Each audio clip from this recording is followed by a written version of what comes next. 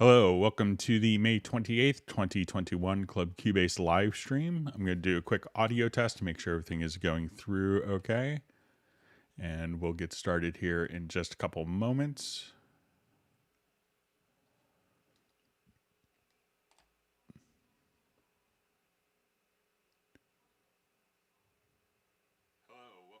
Okay, everything sounds fine on my monitoring computer.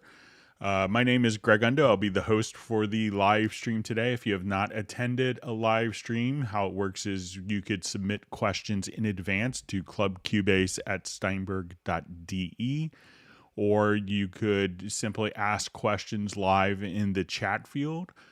This way, we will try to get through as many questions as we can. This is the last live stream of the month, and a tradition we started in this year is for the last 2 hours of the live stream that we'll do a Zoom meetup. So I know people had emailed. I think I posted the Zoom info already, and I'll kind of try to do that throughout the event as well, so you can see the Zoom link. So we hope that people will be able to kind of join and meet up. They're always like really a great way for people to meet each other, and it's really great conversation. So I hope that people will make the time to go over and try to get to the Zoom meetup, and actually you could hear other people talk besides myself. So when we, as we get started here, we'll let some people get logged in. So we'll, as you ask your questions, if we could try to remember to ask which version to include the information of which version of Cubase you're using, which operating system. That information sometimes is very helpful. So it could be I'm running Cubase 11 Pro on Windows 10, or Cubase 10.5 Elements on Mac Big Sur, stuff like that. That information will be helpful to have. If your question doesn't immediately get answered, what you could do is the questions can get ahead of me, so I'll try to go through each of the questions in order as they appear. So if we could try to refrain from asking the same question repeatedly, that would be helpful. So that's always great information. So, and if you're watching this live stream live, if you want to go ahead and introduce yourself and tell us where you are and who you are and where you're from, that information is always great. And also, if this is your first time that you've joined a live stream, let us know that as well. We'll get started here in just a minute or two, because we know we'll go for about 2 hours and then have a 2-hour live stream. Just a couple people want to acknowledge. So if you wanted to, we will have the index of all the topics covered in the live stream posted later tonight. It'll be pinned to the top of the comments field. So if you wanted to search for particular topics, you could look there. You could also search, if you wanted to search to see if a topic has been covered in a previous live stream, you could go to cubaseindex.com, and Jan has been kind enough to kind of create a searchable website. So you could do that, plus preferences and some other Cubase goodies. So there's lots of wonderful resources available on the Steinberg YouTube channels, but you could also, if you wanted a collection of really useful information that's very Cubase-centric, check out the Cubase Nation Discord, and we have Jazz Dude who's involved with that, and so wonderful information and resources available there. We also have Agent K, who will be serving as a moderator. So we missed you in the last live stream, but Jazz Dude did a wonderful job of moderation as well. So thank you to Jazz Dude for stepping in. And we see that Agent K is back, so welcome back. And we missed you, and since you weren't on the live stream last time, a bunch of people just decided to say nice things behind your back. So if you go through the comments. So, all right. So we'll go ahead and get started since we have an abbreviated session today. So once again, my name is Greg Undo. I work for Yamaha Corporation of America. I'm presenting from just outside Washington, D.C. in Alexandria, Virginia. So let's go ahead and get started. So first question, I had a problem with the project where the events wouldn't snap with the grid. Don't know what I did, but they line up now. However, the playhead is now out of sync with the event. It plays early. So usually when we see stuff that's kind of, when I get messages like this, is make sure that you have, the timeline set in the master timeline is set for the right time display format. So sometimes people will do this and say, oh, it's as I move this event, I'm expecting it to be bars and beats, but it's actually set to seconds. So right click and make sure that you're in the correct time format, because everything is kind of at the sample level. And as you work with that, we could just simply make sure that, so now if I'm in seconds, I could have this snap to, milliseconds, 1,000, 1 second, 100 milliseconds, 10 milliseconds, 1 millisecond. But if I come and have this in bars and beats, now I could say I wanted to use the quantized value or bar. So now it's only going to snap to the beginning of the bar. Or if we wanted to zoom in here a bit, we could say I wanted to see this snap to the beat. So as we do this, and if you don't find that it's snapping, you can hit the letter J, and that enables or disables snap. So as we look at this, we could just, if I turn snap off, I can freely place it anywhere that I want. But if snap is enabled and I have it set to beat, as I move, it will just snap directly to the beat. One of the settings that you also have is adapt to zoom. So as we zoom in, we can see that now we could snap to finer intervals. And as we zoom out, so let's say where we see now we could just have it snap automatically based upon kind of the zoom level of the project. One thing that can also get people off a little bit is if we say grid relative. So let's say if I have this event that's actually early on, the event starts here, and if I have it set to snap to bar, when I move, it's still going to move it the same amount relative to the bar that it was before. So if you find that stuff isn't lining up, make sure that it's set to grid and not to grid relative. And those are a couple of things that you could check out, and hopefully that will resolve the issue for you. Okay, so we have a question from Oren. So great to see you, Oren. All right. Would you please tell me how to get adapt to zoom back on the front of my Cubase 11 screen? So I think it's really when you see the bar, you want to just, as we just kind of mentioned here, where we see our snap value. So we say, okay, we want to set it to grid, and instead of saying bar, beat, or adapt to zoom, you just want to just to the right of this field, which will defaultly say grid. We can now just come over here and choose adapt to zoom there, Oren.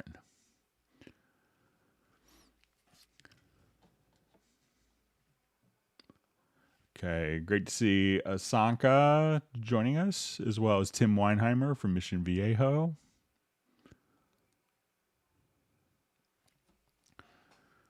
All right, so we see one last thing. I want to go outside of Cubase to buy the FabFilter Pro C2 plugin to help me with my vocals. How would I include the plugin into Cubase? Will it go in automatically? So, once you have your plugins, you can probably get very similar results. I'm not sure if the C2 is a compressor or not, but if you wanted to, I would really try to maybe exhaust the capabilities of what you have with some of the built-in compressors or EQs.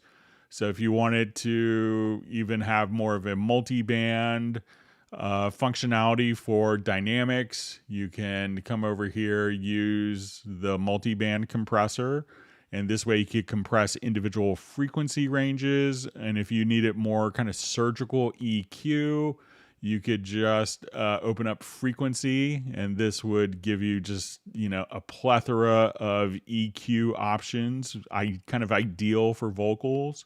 So, or not, your other tools, if you purchase them, they will show up directly here as plugins that you could readily use. But I would really, make sure that you've exhausted the functions that come with your Cubase license already, and you might be able to save some money on that. All right, so we see Matt Elston from London. Thanks for joining us. And we have Paolo from Portugal and Filter Freak. All right, and Brian from Crystal Coast, North Carolina.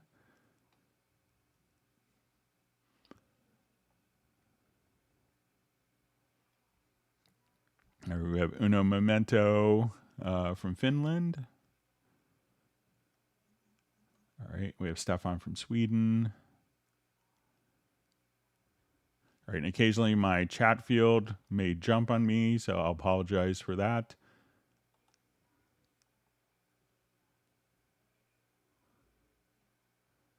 All right, we have Detlef from Dusseldorf. All right, Carlos from Colombia.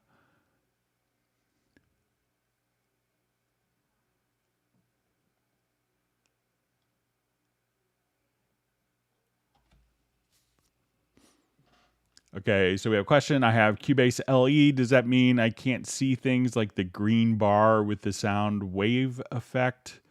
So when you say the green bar here, so I'm not sure if it's the, going into like the effect on the mixer. So, you can have, Cubase LE can obviously play and record audio. But if you wanted it to be able to see like waveform meters, so let's say if I'm in my mix console and we go to where I wanted to just, we could come over here and switch to wave meters. I'm not sure if this is what you're talking about with that. So I'll just put this into a quick loop. So where you see the wave meters, I think that would be in a Cubase Pro, but you could definitely record audio and see the waveform there in any versions of Cubase, including Cubase LE. So let me know what, if that's what you mean by the green bar sound wave effect. So, but any audio file that you record, you'd see the waveform.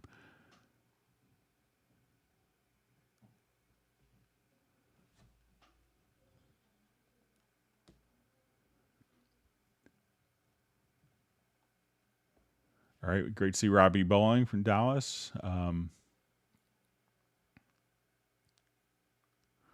Okay, so we just see a question. How do we make notes repeat, like for a bass line or a hi-hat, where notes are 16th notes? So let's say if I just wanted to come over and I'll just put in some hi-hats, let's say. So if you have depending on your version, if you have the drum editor, we could just choose to come in here and say, okay, I wanted 16th notes for hi-hats. So if I just wanted to come in here, I could just paint those in just like that. And if I wanted to do this within the key editor, I think if we just grab the paintbrush tool. So let's say if I just wanted to,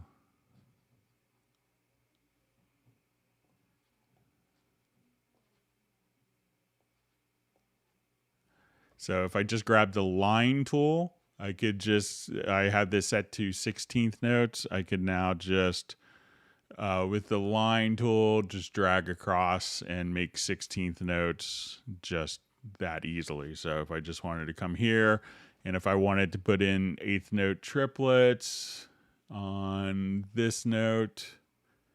Again, grab the line tool and just kind of paint across. And if I wanted to put in 16th notes, come right over here.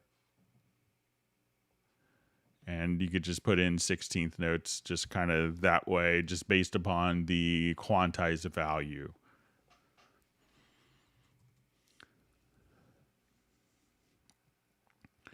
All right, so we have Tom Morello checking in from Philadelphia. Thanks for joining us.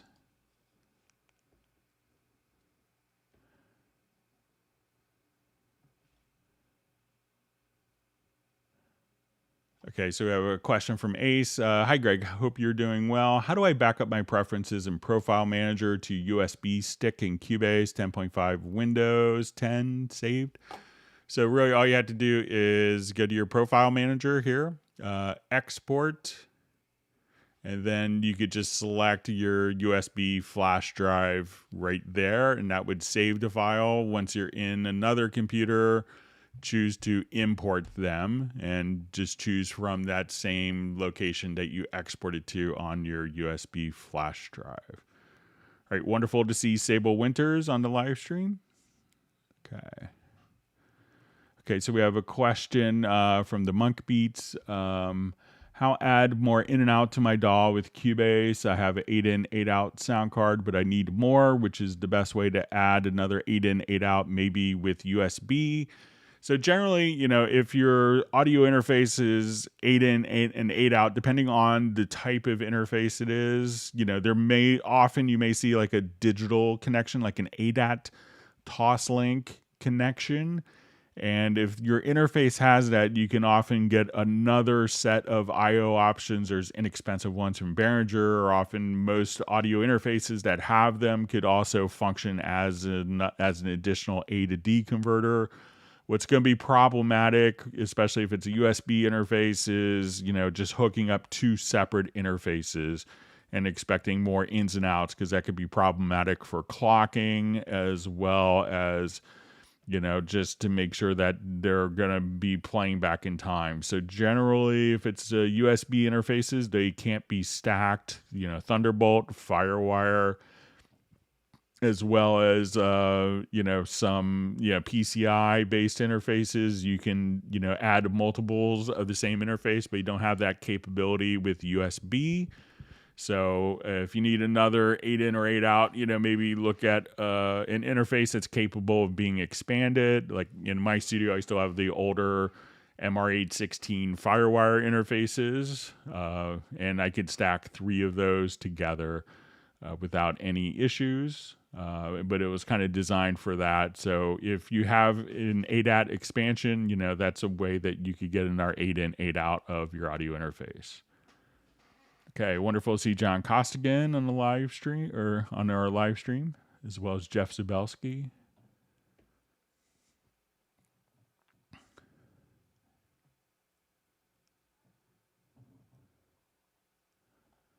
Okay, so I just saw, will there be all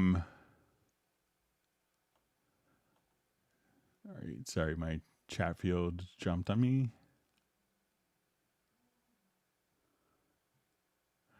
Okay, will there be a new update of Cubase 11.5 soon? So, you know, Cubase 11 just started shipping in November. So, you know, there's probably a pretty consistent release schedule that's been done over the years. I'm not sure when, you know, new products are coming out, you know, because often they try not to tell me because I talk to lots of people. So, but I think, you know, there's a pretty solid schedule in the past, and you may be able to use that as a reference. All right, so we have Timothy checking in from Nyack, New York.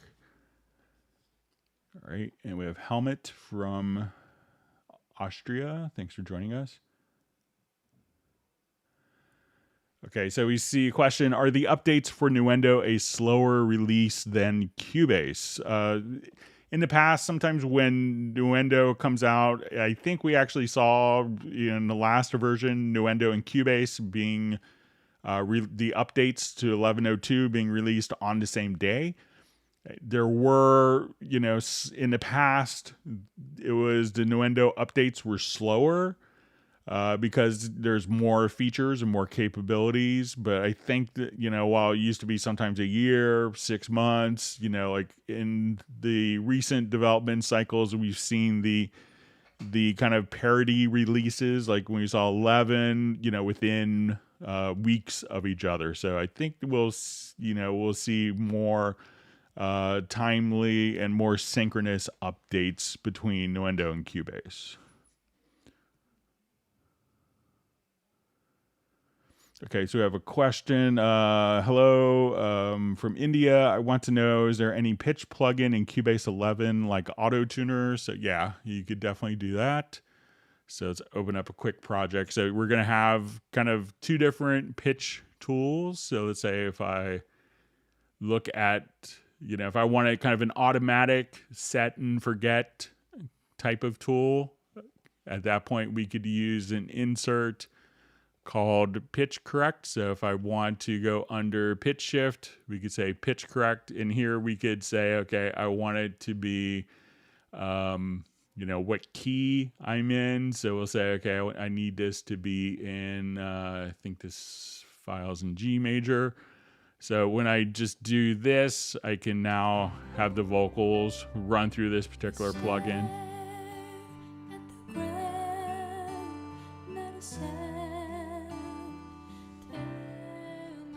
And if we just turn it off.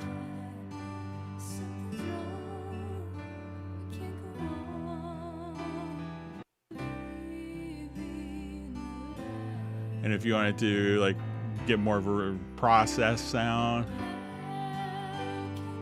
you could do that. Or if you wanted to be very natural sounding. And if you wanted a more kind of editing based approach, you could come to the sample editor and just choose to do VariAudio. And this is in Cubase Artist and Pro 11. And this will allow you to, take your different parts and do graphic editing, not only of their pitch, but you could also adjust volumes and vibrato and different aspects right there. So you have built-in pitch correction right in Cubase. Okay. All right. We see Daryl Lloyd from Fort Washington. So you're probably 2 miles right across the Potomac River from me. So thanks for joining us, Daryl. All right. So we have Kevin from Buckinghamshire, UK.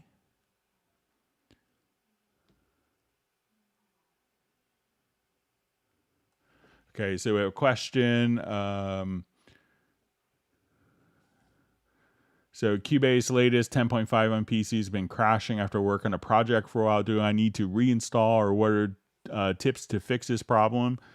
Why don't you, I would see if there is going to be something common, like a particular plugin that could cause it. One thing that you might want to do is, as you start Cubase, you can hold down Alt Control Shift or Command Option plus Shift and try to disable the program preferences. Certain aspects of the operating system or plugins can cause those to get corrupted. And so I would start the program in, particular, it's almost like a safe mode, and where you could try the different plugins. You could also try to bypass third-party plugins and see if you have the same behavior. But generally, when that is happening, it's going to be often traced back to a particular third-party plugin.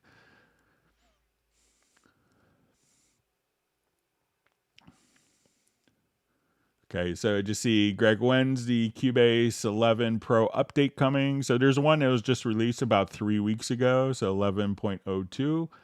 So, but I'm sure that there's people working and testing, versions as we speak. But, there's been 2 maintenance releases already to it.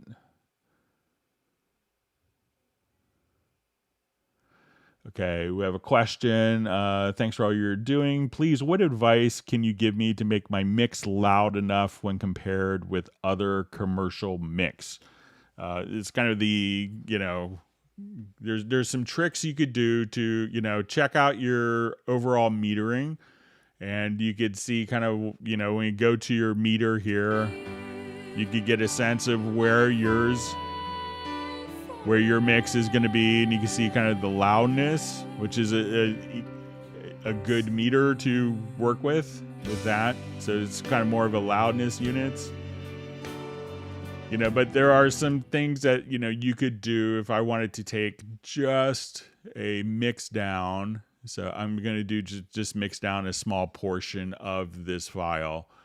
So let's say if I do my audio mix down, I'll just choose to do my stereo. I think that's where, let me just check my outputs, or I'll just come right here, and I'm just going to import this to an audio track. So, and let's give it a second. And I'm going to cancel that because I had it going as an MP3 file. So let me just do it as a wave.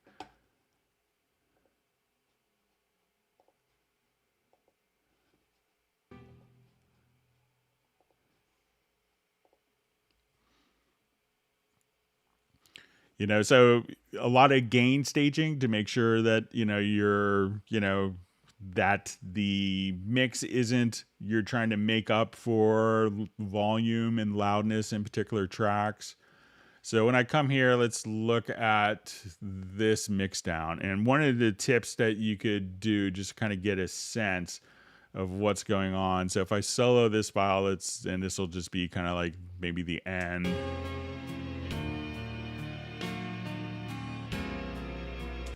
So if I wanted to look at the overall loudness of this particular track, you could go to the audio menu and to statistics.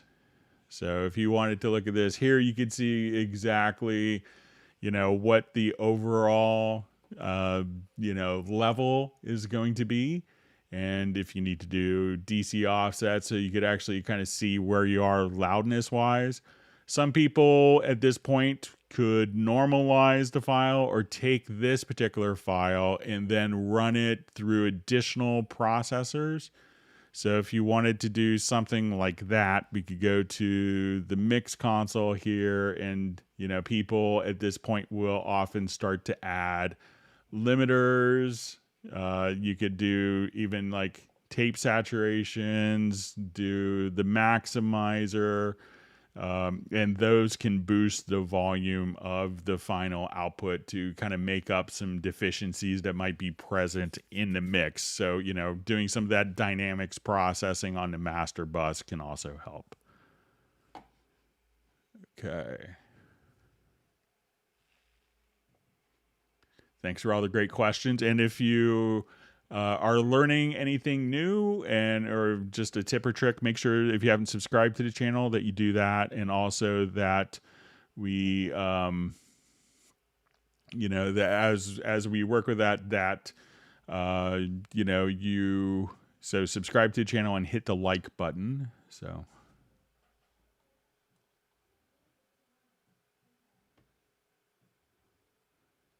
all right, so Jan is looking forward to seeing everyone on Zoom live stream. All right, great to see Gareth as well.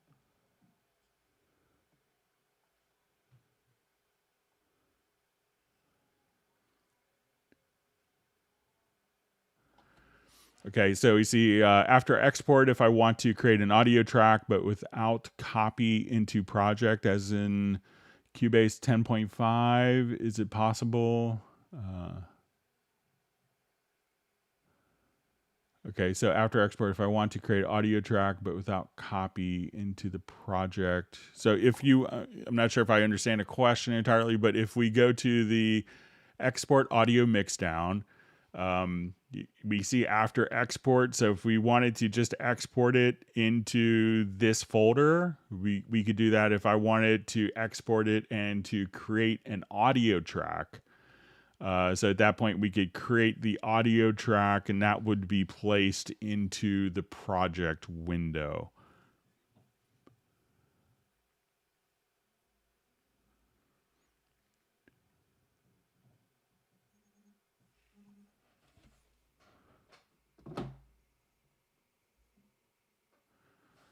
Okay, so just reading through comments. Sorry, getting lots of phone calls as well.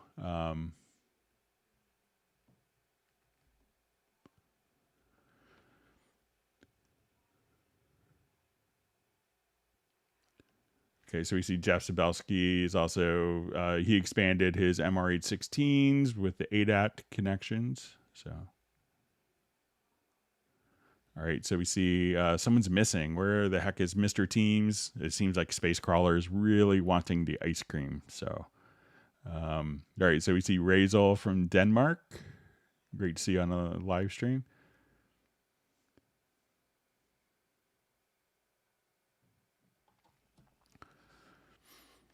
Okay, so we have a question from Gareth. Is there a way to timestamp audio exports for re-importing into Cubase with the BPM tempo so that the correct tempo is displayed in the audio pool? Okay, so let me see if I still have that file. I don't, so I'll just do a quick export again. So we see my tempo here is 75 beats per minute. So I will export audio mixdown.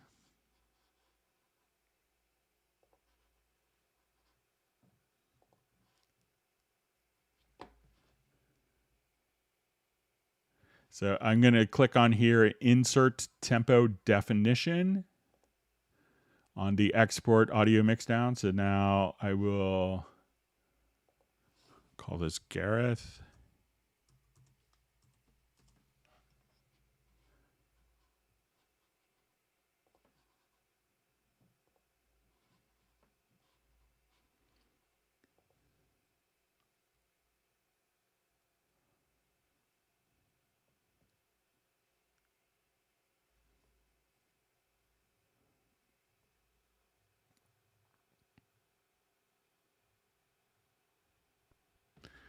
Okay, so now we'll go ahead and look in our pool window under media. And we see that now we have Gareth and the correct tempo stamp right there. So once again, just come over here to export and make sure that you insert tempo definition, and that should automatically apply the tempo track in your exported audio file for you, Gareth.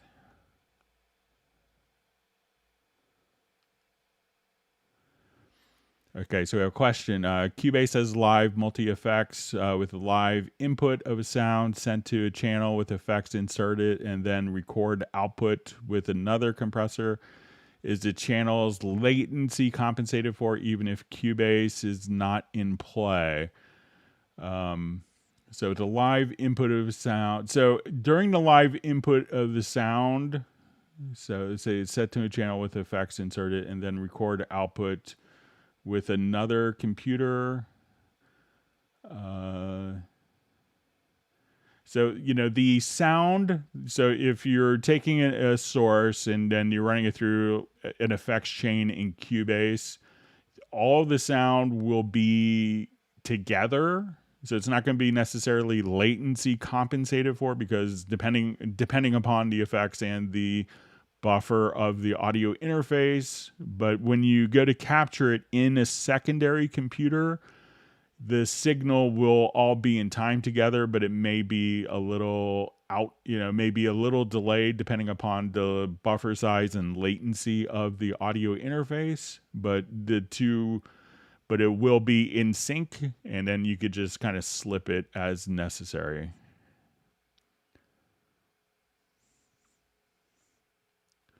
Okay, so we just see hi Greg and from Soren in Sweden. So great to see you. Looking forward to seeing you on the live stream. I'm gonna go ahead and post the link for the live stream again in the comments field. Okay.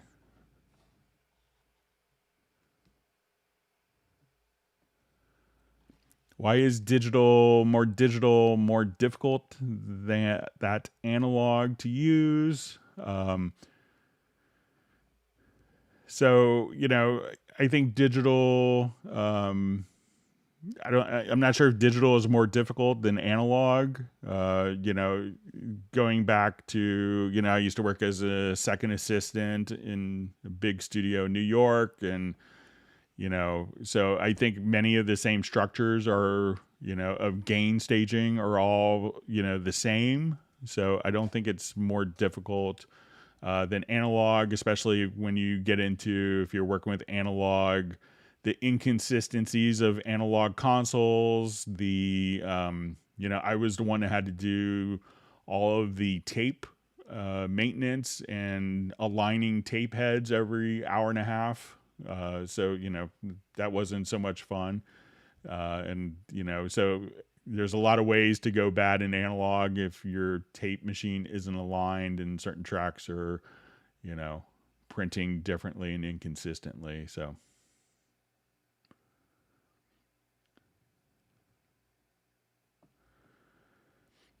Okay, so we just see a question from Kevin. Is Cubase going to be compatible with touchscreens? So there's a lot of people that do work with touchscreens in Cubase already. So I don't believe it does multi-touch, but I believe that there is like a little software translation tool, and I'm sure someone could actually, mention what it is, but lots of people use touch screens to get around their Cubase very effectively. All right, and we see Space Crawlers using an Acer touchscreen.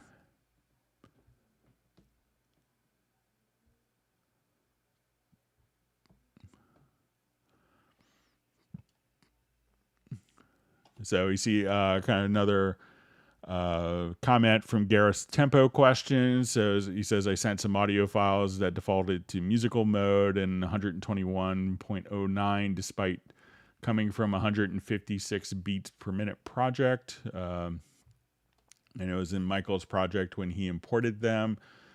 So it could be, as the files are being mixed down, I noticed that it was just so make sure that you have that particular insert tempo definition on. But if it's a file that's been kind of placed, that's maybe done musical mode for stretching, it couldn't hurt to actually, within the sample editor, if you go to the process, is, just to come, and when you go to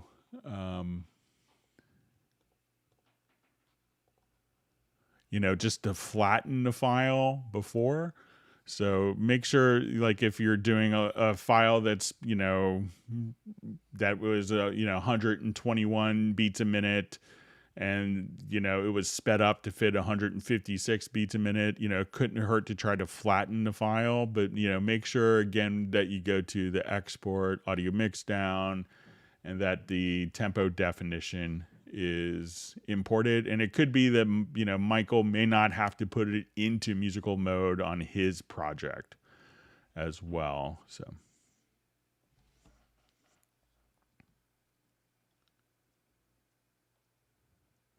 All right, so we had Daryl checking in from Oakland.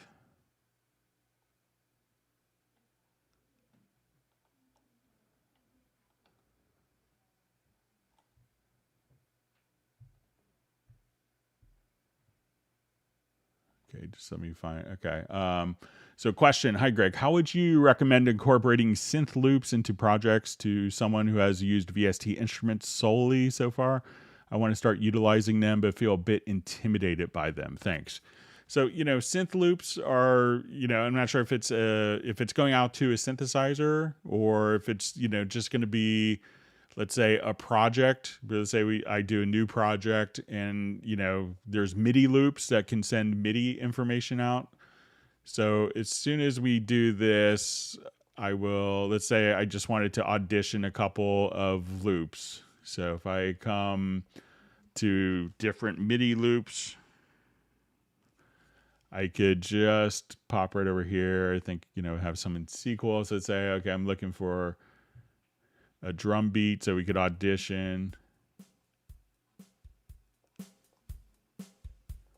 Okay, so I'm just gonna drag that, and let's put it at the beginning of our project. And now So we have this going for our drums.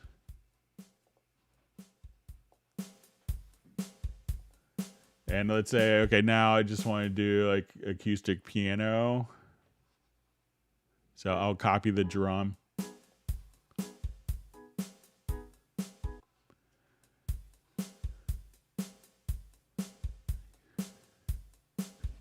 And I'll just copy this.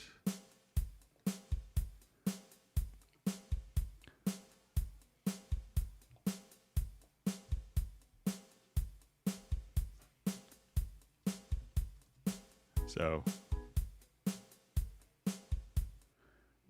and let's say, okay, I want arpeggios.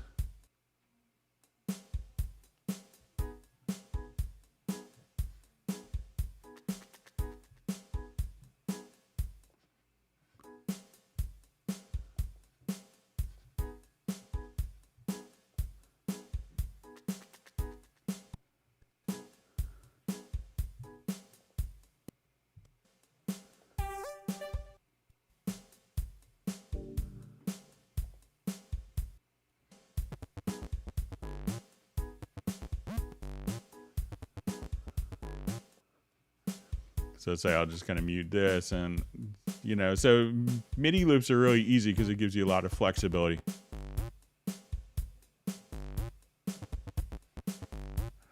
Because I could just go in and, you know, do editing on one particular part.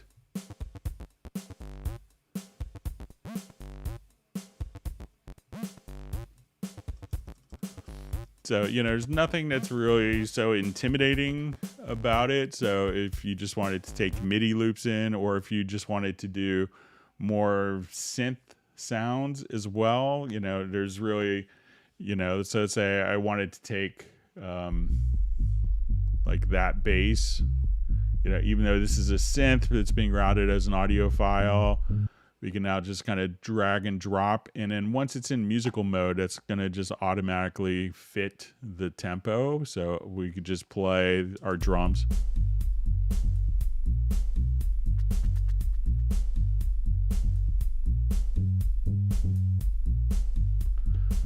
So, you know, just try out different things. And, you know, it's not like you're going to start a nuclear war or anything. If it doesn't work, you undo. But, you know, there's nothing really to be intimidated about it.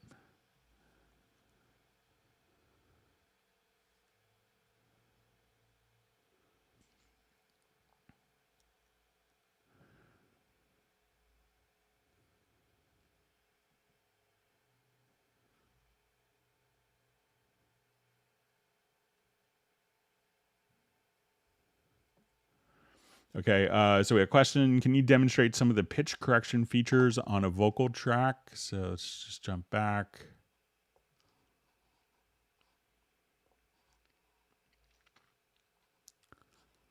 So I'm going to first just take like the piano part here. And sometimes it's always helpful maybe to know what the chords are. So I'm going to go to the chord track, and I'm going to generate the chord track based upon the actual piano performance. And now I will just take this and go to VariAudio, and we could activate our VariAudio. Now we could see all of our parts. We could colorize based on a chord track. So we know that green notes are in the actual key, blue notes, this color is in the scale, and we have red notes that are outside of the particular, that are out of key. So really quick, you know, like for 90% of work, you could probably just come here and just select the bottom center handle. There's two different sets of tools. I would just say, let's show all smart controls, and that will give you more control. So let's say if I wanted to look at this, and this is done an analysis of it. So if I know if I move this to like a red note, that's going to be out of key because that's the color scheme we have. So we can say bad. All right. So if I move it to a green note, we can see what that sounds like.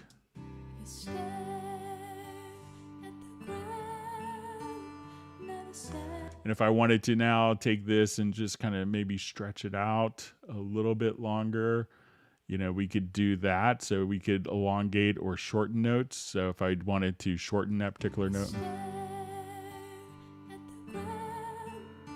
and let's say, okay, now the vibrato is a little weird at that fast. So I just wanted to maybe minimize the vibrato.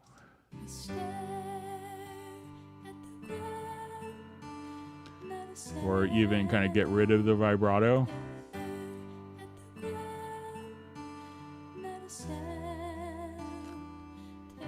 And if we wanted to do, so, and the beauty of this is if you hated everything you did, you could just undo it. So as we wanted to look at particular notes, we could also just kind of look at, so let's say, if I wanted to come to notes and maybe where this is drifting flat, we could go from the center of the pitch, but we see this little diamond, and I can move this diamond, and if the singer drifts flat at the end, we could do that, or you could adjust the diamond here and be able to work on that so that, and we see these little triangles in the upper corners. This would allow us to, as we straighten the pitch, we could leave kind of the transition between notes unaffected, and we could adjust kind of the vibrato in just the middle part of a pitch. We could adjust the formants, or we could adjust the volume just by coming here. If we wanted to split notes, we could go to the bottom corner. And at this point, if I wanted to hold down my Alt or Option, you could tilt pitch. You could also just play the pitch in with MIDI input. So if you just come here, just hit a MIDI controller. And if you wanted to just look at like a MIDI reference track, you could now look at the piano part kind of underlaid with the vocal part as well. So, but very easy and very effective pitch shifting right there.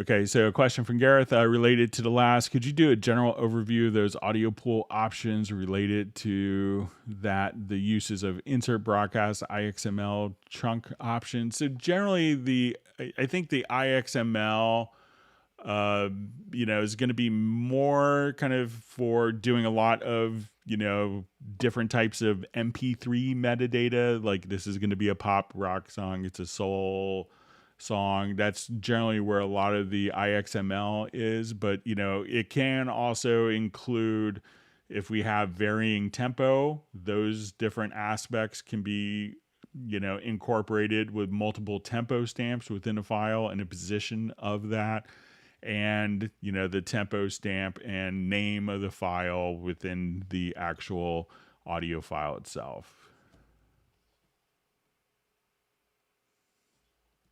All right, so we have James from Pylon Records. Welcome to the live stream.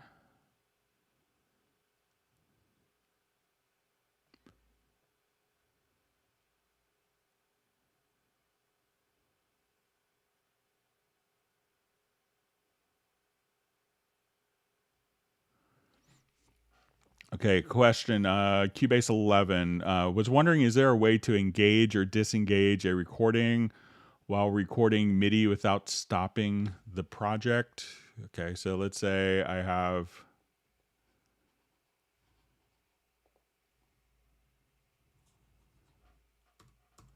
Okay, so let's say if I wanted to come, and let's say I'm recording piano,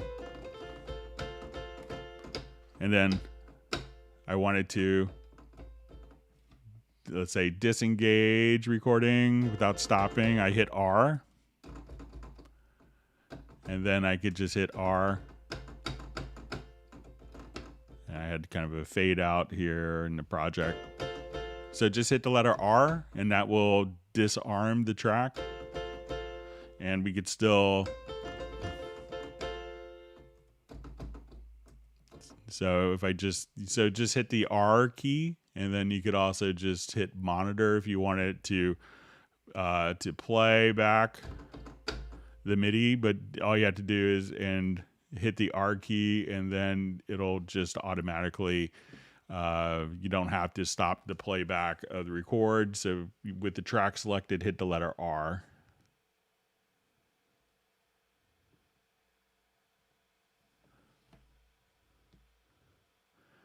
All right, so we see a nice comment from Luca. Hello, Greg. I feel lucky being able to attend almost all these live streams. So thanks for joining us and saying hi.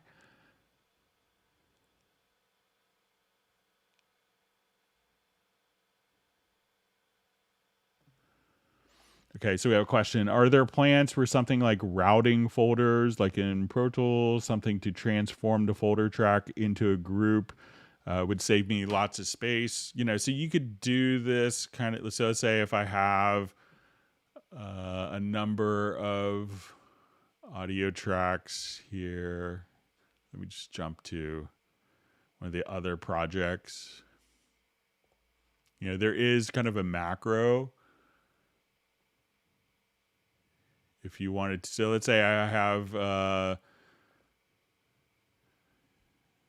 these 8 tracks of audio, and they're currently in a folder. I'll take them out of a folder. So I have these tracks. So if I go to one of the included macros, is going to be selected tracks to new folder and add group channel.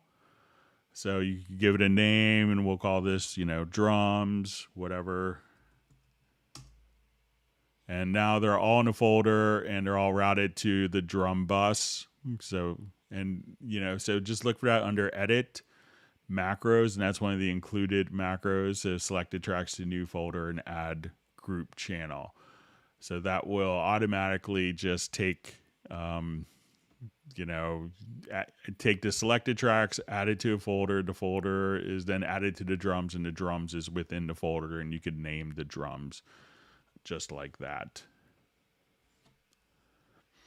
Okay, so once again, if you learned something new, make sure you hit the like button. We'll see if we can get to 100 likes before we take our break in about an hour and 8 minutes.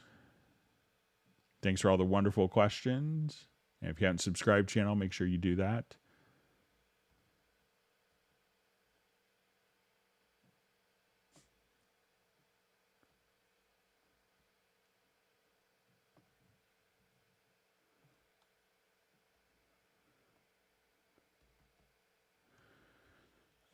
So I just see I need email support contact. So, I think you could, go to your My Steinberg. I'm not sure what country you live in. So there are different support mechanisms for different countries. Like, there's a full-time team in the United States. There's a team in Europe, the teams in Japan, and teams in Canada. So, but if you go to your My Steinberg account, you could be able to find you can send a support request directly from your My Steinberg account, and it'll get routed to, sent directly to your local support. Okay, so what is alternative key commands in Nuendo within key commands section? Can you please demonstrate its usability? So, some of these might be from older, it's just a collection of keyboard shortcuts. So let's come over here to our key commands. And I believe if we come over here, we could just see,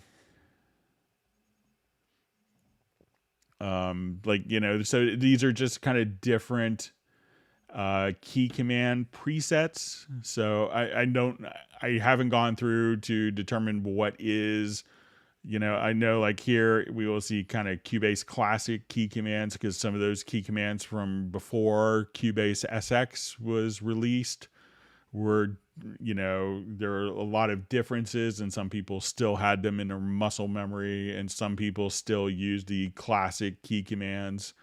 So it's just going to be just an alternate set. So I don't know what the exact, functionality is, but so.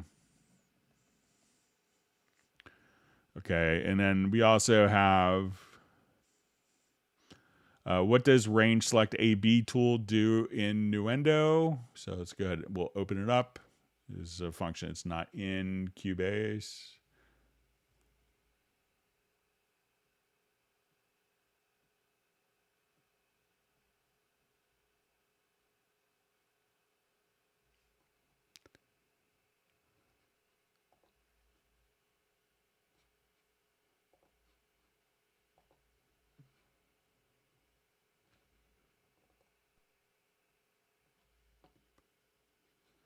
Okay, so let's say if I have a range selected here, and now let's go to selection B, and I have another range selected. Then you could just simply toggle back and forth between the two selected ranges. And this is often kind of people use this. Some early digital audio workstations, like a lot of hardware based ones, would do what people would call 4-point editing or source destination editing. And this would allow you to kind of work within that particular type of workflow where, you know, maybe a classical piece with multiple takes, and you say, okay, we're going to take this, and, you know, we have maybe like multiple recordings and these tracks we have kind of our edited performance, so that we could take just, you know, take 13 measures 82 through 89, take that not from take 12 or take 14 but from take 13, and then have kind of an alternate a way to kind of toggle back and forth. So we see it where it was used primarily was more for like classical editing. So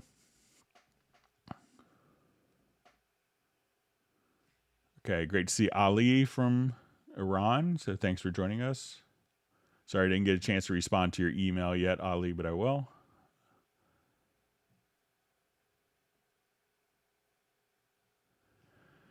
Okay, so we have a question. Is there a way by which I can select a part, let's say a verse in Arranger track, and it selects every part under that selected Arranger part, like the audio clips and Midi clips within the length range? So let's go ahead. I'll open up a project that has some Arranger track data on it.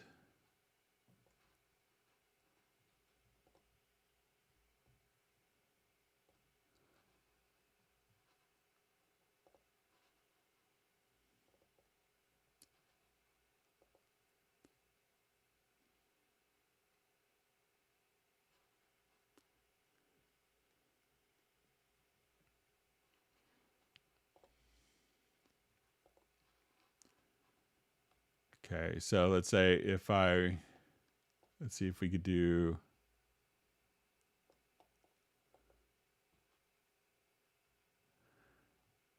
Okay, so let's say Tame wants to have this where we select that event and everything under it is selected. So let's see if we do with the range tool.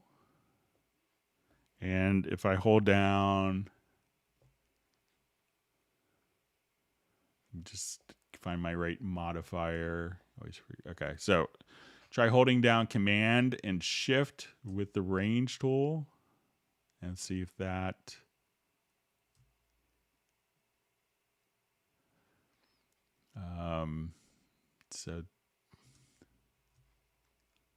So if we just select, so if I do that, I could select kind of with the range tool and be able to select everything, but not necessarily selecting the range event. But let me just try maybe above. So try, you know, if you wanted to select maybe on a space, hold down Command and Shift, or Control and Shift with the range selection tool.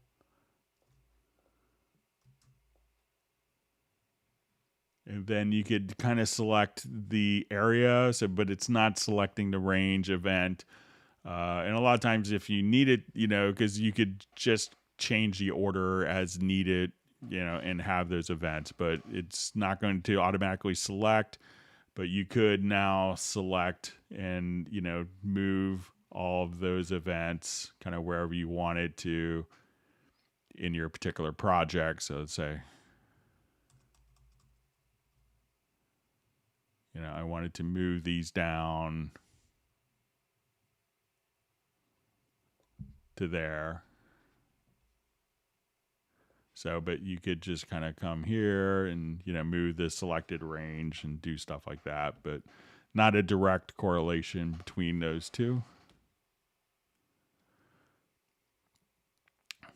Okay, so we just see where can I send in mixes so I can review them. So if you want to just send me a link, some people will send me stuff on YouTube. Just they put it up as like just a quick file on YouTube, or, a private, or, just an email link to Spotify, to if you're doing like a Google Drive or Dropbox or something like that.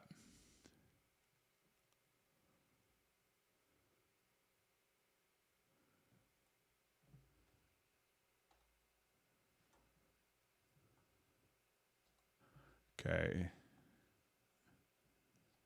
Sorry, my chat field just jumped on me.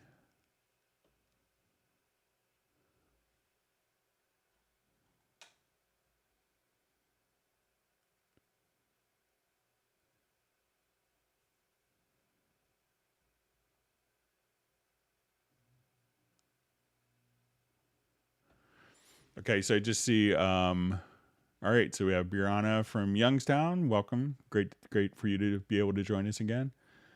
Okay, so I just see a question. Is there anyone that teaches digital recording on a smaller or one-on-one basis? So yeah, I mean, there's lots of people I'm sure will be happy to teach you in kind of a consulting fashion. So if you wanted to hire them. Okay, so we just see from Tame, so it says about the part to track color discussion we had on Facebook. Any solutions? So I think I meant to review this beforehand. I apologize, Tame. But I think that what you said was changing the, so let's say if I have 8 audio tracks. So let's say I have 8 tracks. And let's say I have a group. All right, and let's say my group is colored. So let's say my group is this. So I think what you're indicating was that the group color was that the track color was automatically, being, was automatically taking the color of the group track when routed. So, and I could be mistaken. I'm just doing this from memory and I apologize. But let's come over here. So now I'm going to add these tracks to that group. So I could just come over here. Let's, go, let's say I'll just do an Alt plus Shift. And I wanted to send the output of these to the group for all of the tracks. So now all those tracks, the output here is set to group 1, but the tracks colors haven't changed. So if I remember correctly, you seem to think that, routing the tracks to the group, that changed the colors of the tracks. So let's say if I want to, and I'll just change the color of these. So let's say they're all that. And I add another group track.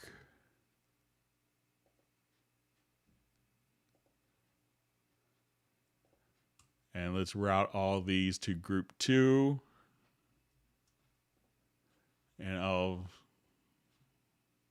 so let's see if I select these tracks and route them to group 2. At this point, so the routing didn't seem to affect any of the track colors. So, but yeah, let me know if that is, so I didn't understand that particular part. All right, so we see I need Steinberg's email. So if it's a support thing, I think we could just do maybe support@steinberg.de. But if it's, but I would really check to see if it's, to make sure that it's going to the correct area, because sometimes they can't respond to you because of different privacy concerns. But let's just see if I'll just do a,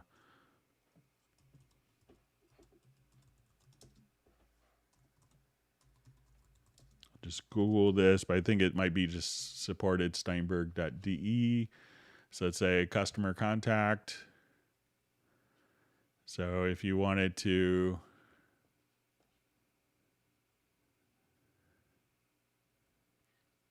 so here, because I'm in the US, it'll take me to the US site. So, but, there will be, your different functions that you could just do right here. So if, so every country, depending on what country you're in, may send you to a different email address. But, if you want to email me with particular questions, you could also, just contact me at clubcubase@steinberg.de.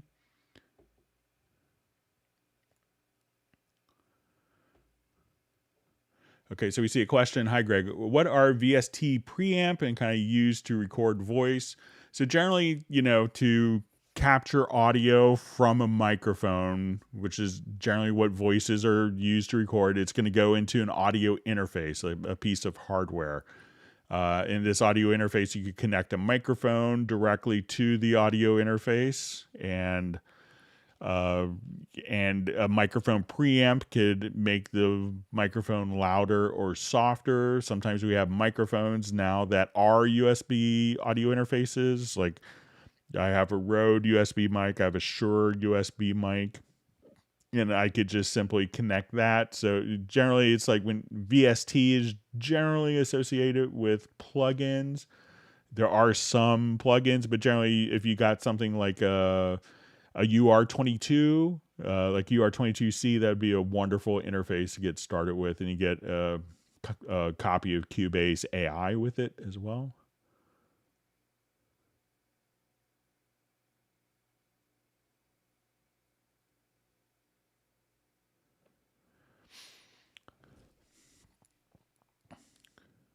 All right, so we have a question. When we press Alt F3, it brings up the mix console in the lower zone, and you can select the inserts view from there. Is there any way you could go directly to mix console inserts, view, key commands? So currently you can't switch, and I've kind of asked for this since the mix console was placed into the lower zone, just a quick key command to switch to inserts or sends. It hasn't made its way in there yet. And I know it's kind of a small thing, but if you always have to go here, it could be a bit of an annoyance. And but I'll kind of reiterate the question to the powers that be again.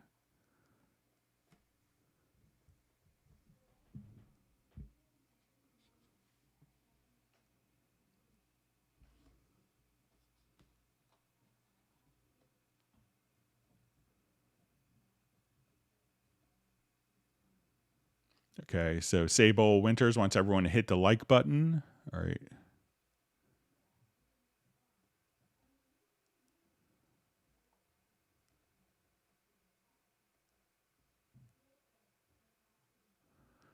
All right, so we see how can use tempo detection and why is it showing so much variation in tempo. So, when we do this, a lot of times, people, think that all tempo is going to be very steady. But even from like drum machines, and sometimes, drum machines themselves aren't very steady. So if you wanted to do tempo detection, and this is one that has kind of like a varying tempo on it. So let's say I'll just make this louder. So if I wanted to just go here, I could just do tempo detection.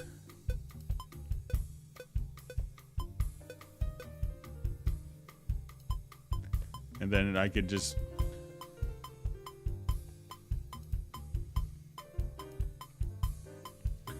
And even stuff, that may have variations in it. Sometimes people they do it and they expect everything to be, 86 beats per minute. And you realize that, as you have grooves, that those grooves are basically micro tempo changes within the particular part.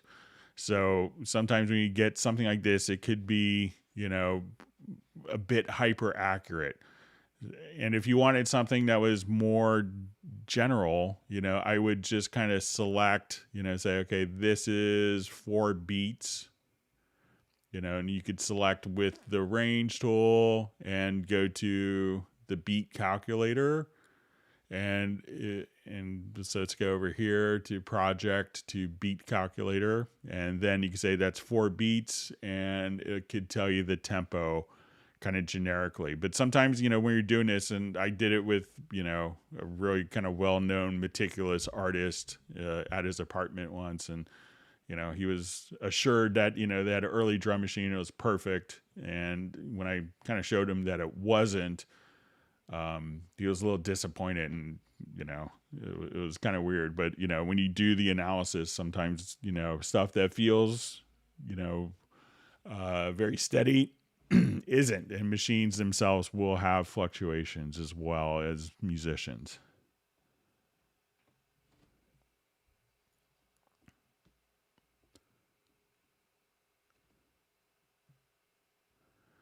All right, so we have Fred Robinson checking in from Prague.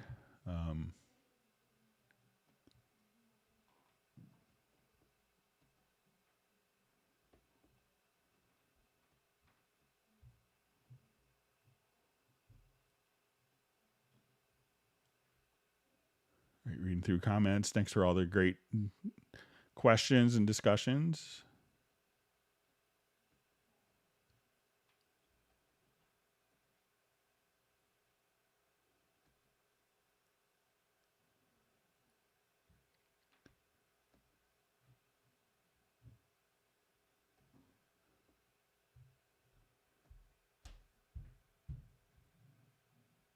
Okay, so we see a question. I have a problem. Cubase doesn't read my audio interface. So, make sure that you want to make sure that the audio interface has an ASIO or core audio driver. So if we select your audio system here, if your audio interface isn't showing up in this list where we go to ASIO driver, at that point, it's not, that is kind of indicative that you don't have a driver, or that that you don't have an actual audio driver, or it's not installed. So if it's an audio interface and you have this and you don't see it here, you probably need to install the driver. So many audio interfaces, while some can work as kind of plug and play, kind of generically, many audio interfaces won't be recognized. If it doesn't have a particular audio driver, you may have to set it to built-in audio. And if we do that, then, on Windows, you may have, if you're using the built-in audio interface of your laptop, you may just have to set it to generic low latency and go into the control panel and make sure that it's going out of the headphone outs or the line level outs as opposed to the digital outs as well. So those are some things to kind of check. But if you don't see your interface listed here, make sure that you don't need to download actual drivers for the computer to communicate with the audio interface. Okay, so we just see what is different between Cubase 10 and 11. So let's see, 10.5 added, there's several hundred features. So if we were to think 10.5, so some of the things that were added in 11 that weren't in 10 would be the supervision plugin. So you're also going to have more additional plugin capabilities. So let's say if I wanted to just come over here. So you'll have a squasher plugin. You're going to have getting into, supervision plugin. So you could have a full metering plugin. You're going to have the 10.5 introduced a multi-tap delay. We're going to have, more MIDI editing capabilities. So we have the scale assistant, the export audio mix down. 10.5, I believe, might have introduced a 64-bit floating point, or that might have been in 10. But considerable amounts of new sounds, new instruments. So there's Patch Op 2, I think, came in 10.5. So, but there's very kind of detailed, we did just almost a 2-hour live stream, and you could find it on a channel of just what was new from 10.5 to 11. And there's YouTube videos that kind of go through the features, like feature walkthroughs of what's new in 10.5, what's new in 11 as well. All right, so we have Norton checking in from Augusta.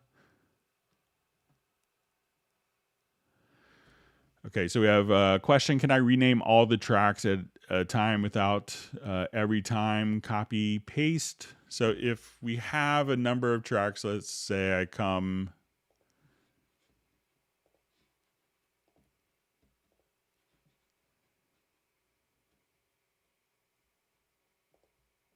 All right, so a couple of things that you could do if you wanted to quickly navigate, like to name tracks. If you have the first one selected, hit the tab key, and that will take you down to the name field, engage to the next track. There's also like project logical editor presets. So I could say, okay, I wanted to take, so let's go to the project menu. So there's naming functions you could do here. So we'll say, okay, so let's say container type equals track, and let's say name. I want to generate name, and let's just call it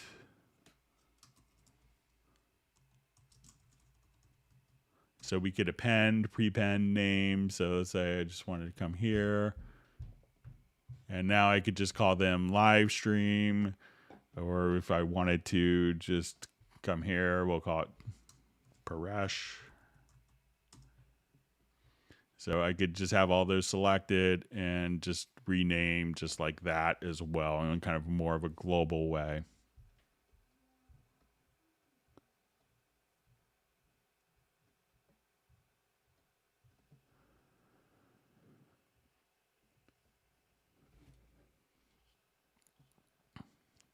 Okay, so we have a question from Fred. What steps would you follow to match dialogue takes? Same voice, same mic, same setup. Example, distance from speaker, but different room. So all those things are good. Try to make, you could try to position and it could really depend on the room as well. But, so obviously, if you have the same person, that's helpful. I realize that sometimes this isn't always so, available. I've been in situations where someone left the country or they were deceased. So that could be, tricky to, redo dialogue. But, if you have a different room, try to make the room not such a factor in the recording. So, try to make it, like both rooms, both environments, try to make it so even if you had a reflection filter, like those little pads that you could put around the mic, that could take out the room variable quite a bit. And if you are to the point where maybe you wanted to have different takes that matched up rhythmically, one thing you could do for EQ, if you have like a different EQ for a particular room, is if you go to the inserts, we could go to the EQ and you have a curve EQ. So if we put this into default to average, here we could actually like take one recording, capture kind of like an EQ response of that recording, take the other recording, capture the EQ response of that, and then just simply match them.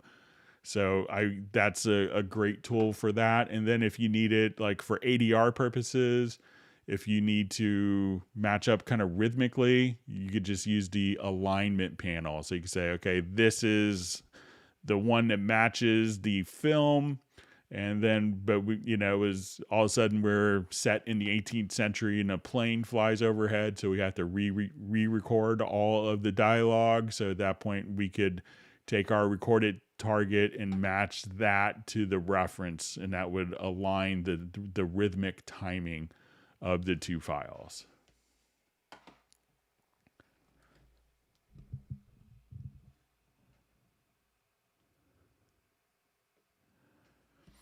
Okay, so we have a question. Could you please demonstrate how to set the time signature on a downbeat after tempo detection? All right, so let me just jump back.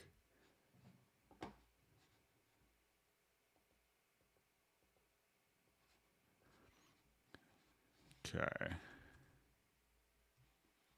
And I will redo the tempo detection here. So I just have an audio file. So we select the file, go to our project to tempo detection.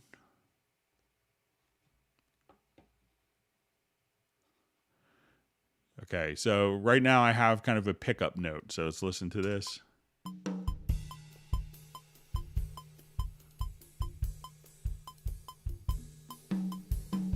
Okay, so if I need to pick the actual downbeat right here, what I would do is, since we're figuring out what the beats are, at this point, what I'm going to do is I just go to the signature track, which is automatically created, and with the pencil, kind of go to the top and drop that in, and it'll default to 4/4.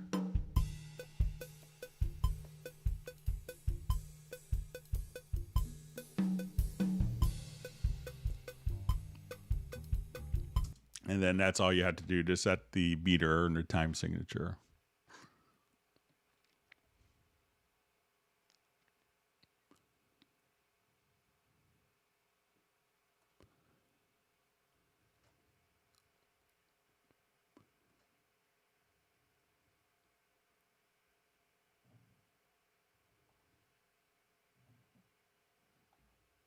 Okay, just go through a couple. My chat field just moved on me.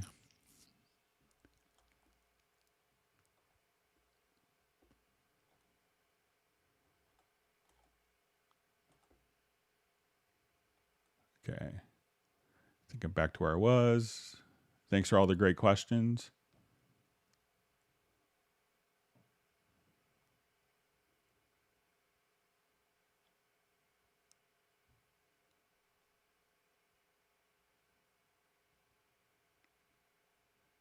See comments about Dom Segalis' t-shirt. So yeah, he's always good with his.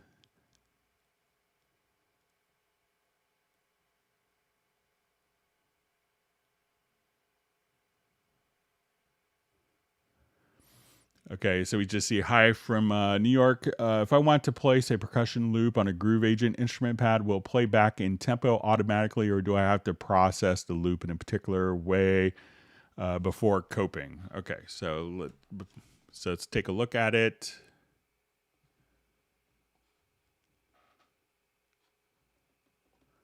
Let's add a Groove Agent.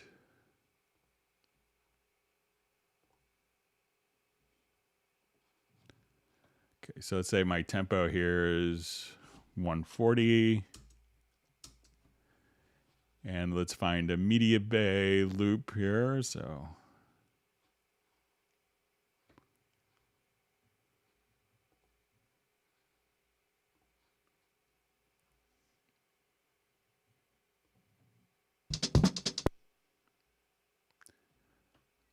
okay, so it looks like this loop is going to be 84 beats per minute.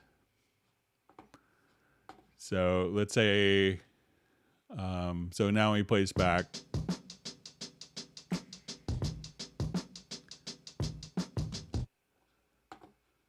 Okay, so let's say if we come over here, let's take a look. I think we could do some warping on this.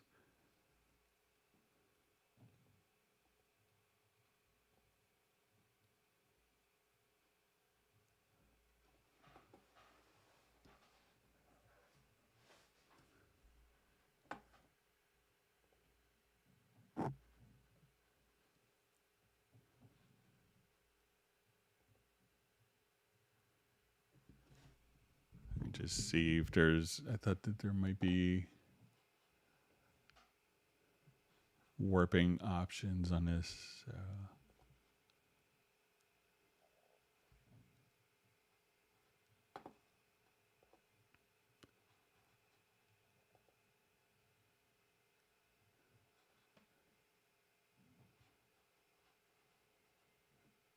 All right, so we could create the slices of the particular loop. So now, let's say if I'm at 140 beats a minute here, you could slice the loop and drag the slice. So let's say I just want to drag this to the particular event here.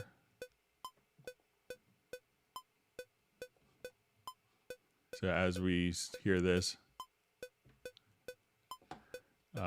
so you could kind of just drag the loop out and just trying to see if there's, now if you do this in the sampler track, you could also just, create the sampler track and enable audio warp here and sync to tempo. So now as we, and I thought that there was maybe some warping that we could do inside. Let me just take a quick look, but you could do it in sampler track as well, but let me just,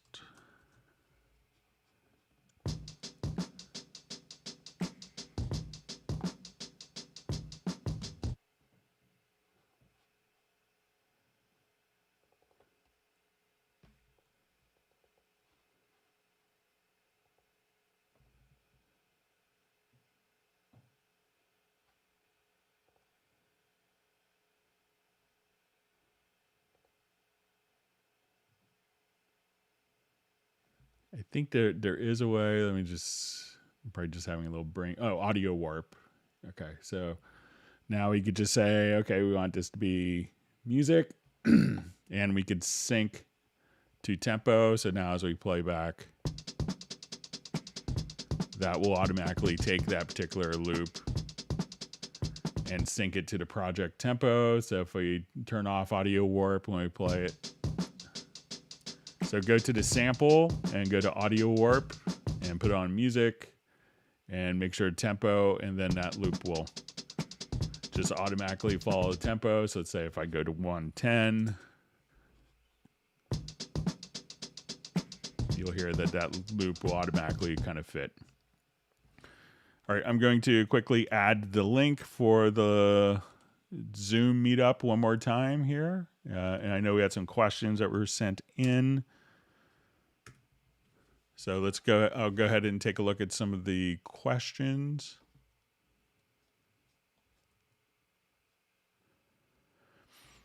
All right, so this came in from Nick. How to control the control room volume through generic remote. Okay, so let's take a look at this. So we have, our control room volume. This is a very handy volume control to have. So if I wanted to set up my generic remote to do this, we go to our studio setup, and let's say we have our generic remote. So here I'm going to just make it a, let's do a, I'm going to learn just a, I wanted my modulation wheel to control the volume. So I'm going to just capture my modulation wheel. So I click on learn and move the knob. And here I'm going to choose, and I don't think that you go to the, let's say, VST control room. So I don't think you do it actually from there, which seems kind of counterintuitive, but let's try the VST mixer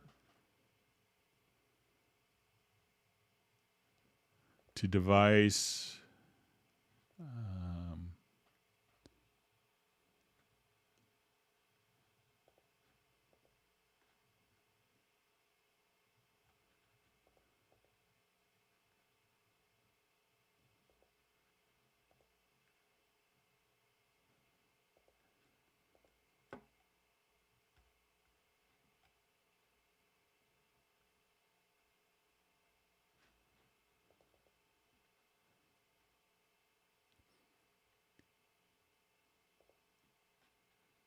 me just look in the mixer one more time here.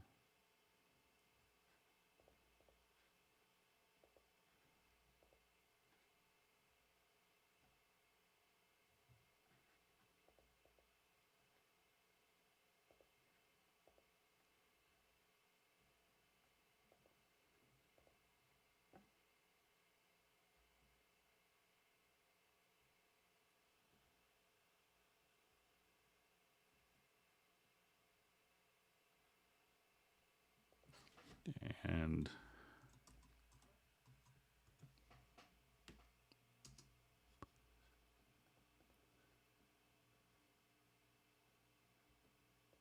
okay, I think it's VST control room, control room, volume. Here we go. Okay, so now I will hit apply, and as I move my modulation wheel, we can see the control room volume automatically adjusting accordingly.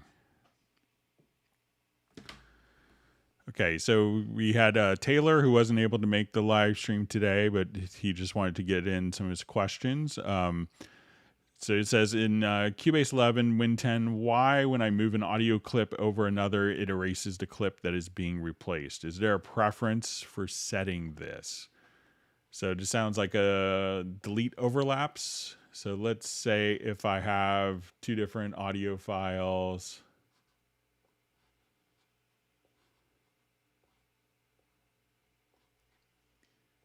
And as soon as they overlap each other, we'll notice that a lot of times it'll just kind of erase those particular files. So sometimes the default behavior may be that the two would overlap each other. So, and if we go to your Cubase to preferences and go to editing, you'll see delete overlaps. So if that is disabled, which I believe is a default behavior, we could kind of see that where we have these kind of diagonal hash lines, that those are two overlapping events. But once we have that preference enabled, we could just go to delete overlaps under editing. So at this point, as soon as I drag it over, the other files are just deleted for you. So if you don't want that behavior, go to preferences and choose delete overlap.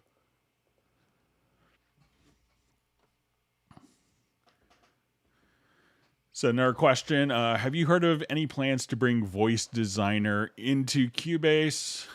So I haven't heard of any plans, but I'll mention that, people that have seen it on the live streams, are asking for it. So we could see if, sometimes they will bring in different plugins that were at a Nuendo level for a while and bring it down to Cubase. I'll mention that people are wanting to do that. Okay, so it says, in the past few Hangouts, I had several issues I needed help with. Those issues no longer exist. Must have been a corrupted project. All is well now. Any ideas what could corrupt a project like that? VST instrument playing up a whole step while in record mode, volume slider not working in large media bay window, no MIDI loop showing, no 6/8 beats, etc.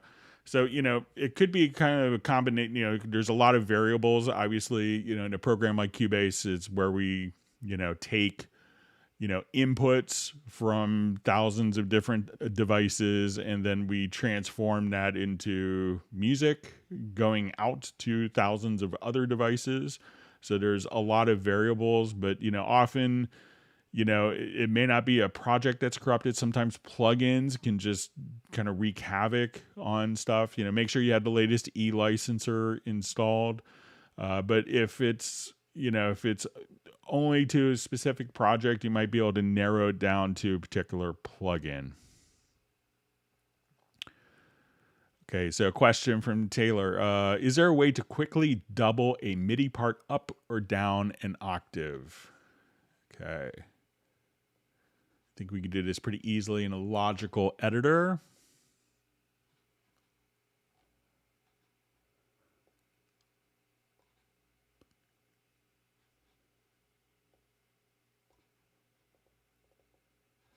Okay, so let's say if I have this as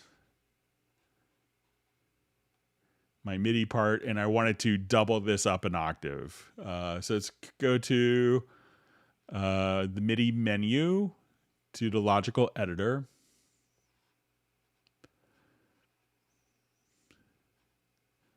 Okay, so we're going to say type is equal to notes for our filter target. For our function, I think we want to choose insert, and we want to take value 1, the pitch of the notes, and let's add 12. So now when I click apply, that should just knock that up, copy it up an octave, just like that. And if you wanted to do the opposite, we could say subtract 12. So let's come over here, undo that. And now we'll just take value 1 and subtract 12. And now it's going to be doubled down an octave.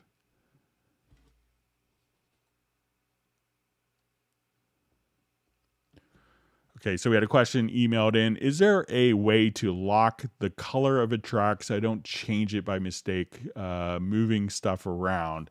So I don't know of a way to lock a particular track, but I don't think moving it around. Let's give it a shot here. So let's say, okay, if I add an audio track here,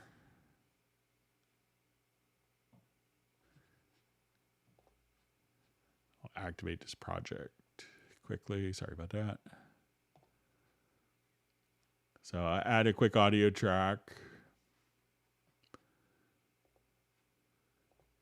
Let's make it bright yellow. So if I move that event, so yeah, it does kind of change it there to the track color.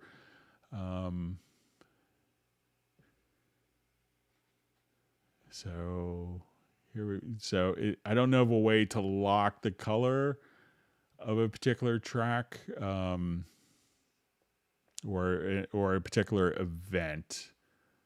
So it will kind of change to the track colors by default.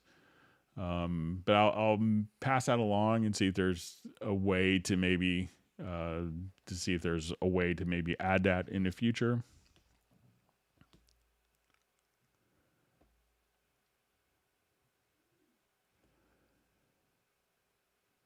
Okay, so you see this from Christian D68, just very appreciative of the Hangouts, and especially he wants to give big thanks to Agent K, Jazz Dude, and Jan for the work, and he doesn't forget Michael for his incredible ice cream. He said he had an idea for live streams, and I'll throw this out to the group. I was thinking we could select once a week or every 2 weeks a 2 or 3 minute song submitted by one of the participants for critical interactive session where all participants can give their feeling and tips on tracks. I'm sure each song would give you an idea for 10 to 15 minutes. What could we optimizing mixing, effects, organization of the file. This could be made at the end of a session, last 15 minutes perhaps, or as a little break in the middle of the Hangouts. So if people are interested in that, if we have a way of getting, it could be difficult to get all the files over, to do that if they're using multiple third-party plugins that maybe the person playing back doesn't have. But maybe if we have everything kind of rendered out, we might be able to do that. So I'll throw that out to the group if we wanted to, or maybe do this as a separate type of live stream where people could submit their songs. And they would have to be kind of make sure that there are, not going to be any copyright infringements, because we'll get flagged by YouTube and that's not fun. And the second part is, I have a legal question. If I buy a paper score of a song and I make an arrangement in Cubase, am I authorized to share it in social media? If only the original song is protected by copyrights. For example, if I make a variation of a song and replace all the verses with improvisations, but for the chorus, I use the original melody, not the original song audio, but only the melody, is this okay? So generally, And I'm not a copyright expert, and I really haven't I haven't done a lot of research in copyright stuff since I was in college, but yeah, I think it's generally the melody and lyrics that are copyrightable. But there is kind of a concept of fair use, which I think is, people are still trying to figure out. So I may not be the best person to ask, especially if you're arranging, because eventually if the publisher calls, YouTube, if you're doing on YouTube, it can be, they have pretty good algorithms for finding, copyrighted material automatically, some clever AI stuff, so that they could charge you, so they could put ads in your videos, basically, I think. And they can make money off of it in case they get sued later. So I think it's maybe other people could comment on that. All right. So hopefully we'll see Christian on the Zoom. Okay.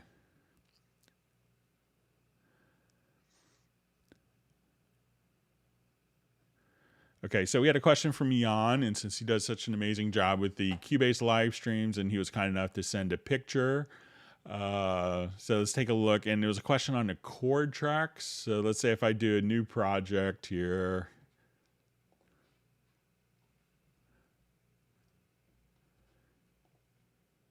All right, so I'm going to add a chord track.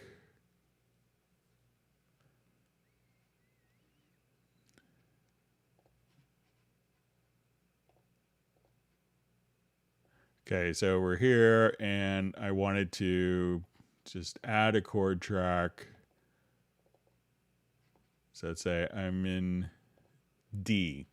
All right, so when we kind of come, and let's see if I can remember how I did this.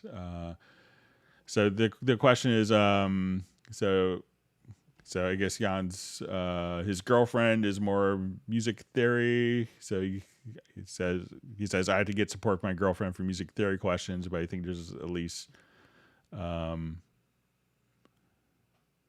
okay. So and this was about seeing the tracks in the chord track when creating chords from Midi track.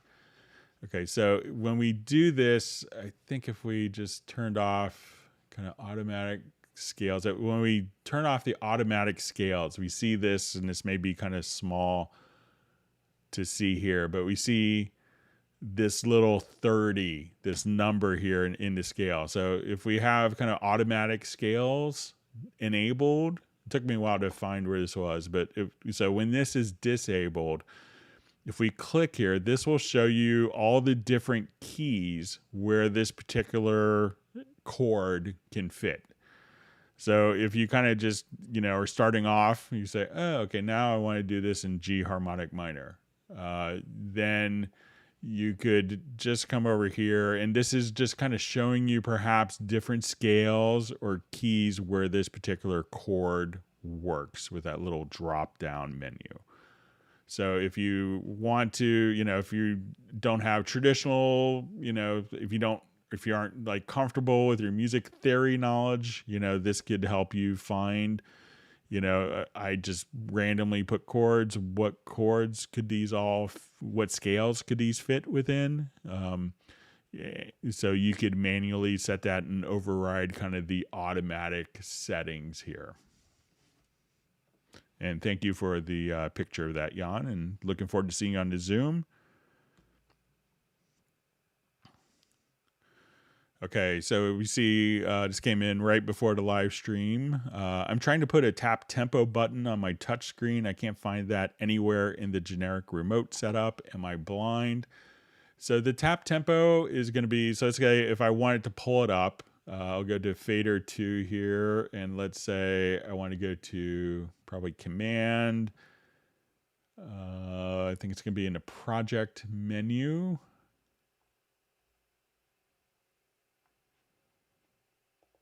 And let's just do beat calculator. Okay, so as soon as, and I want to just trigger this from a note message. Okay, so as soon as I do this now, I'm going to trigger the MIDI note message. And let me make sure I set that up right. No, sorry. Okay, so I'm going to do that note on message. So let's do command project beat calculator. Okay, hit apply. So now when I do this, it's going to bring up the tap tempo. So if you're trying to do just a quick tap tempo, you know, what you could do,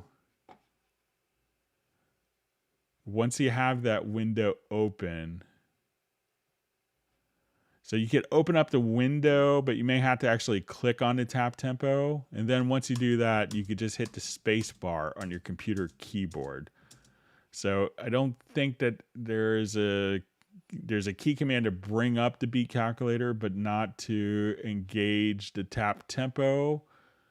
So you might have to click on it, and then just, you know, you could have your control software mimic a computer space bar, but I'll just take a quick look. So I think we could open up the beat calculator, but probably not. I'll just do a quick search. Yeah, so I don't think that we could, you know, activate the actual tap tempo. So you might have to click on that with the mouse. All right, let's go back to our live streamed questions. So thanks for all the people that sent questions in advance.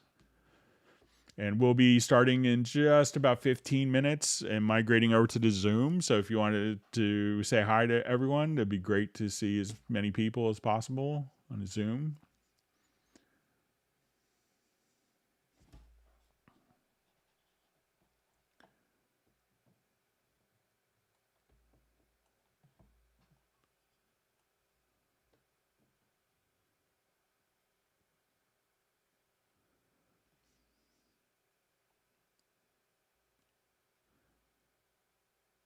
All right, just reading through different questions and comments. So thanks for all the great discussion.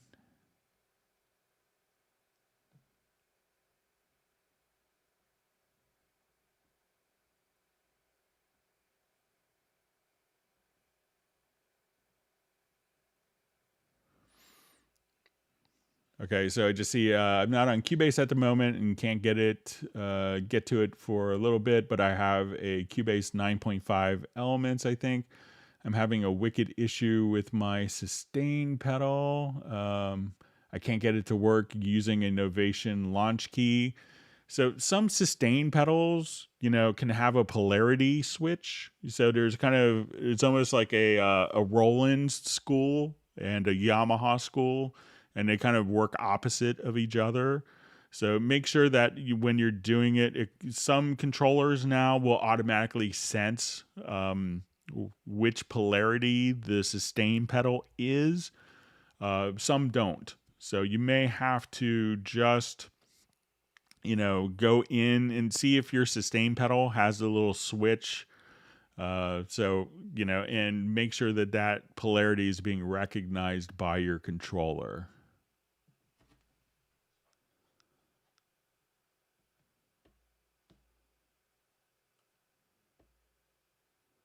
You see Jazz Dude's kind of indicating the same thing.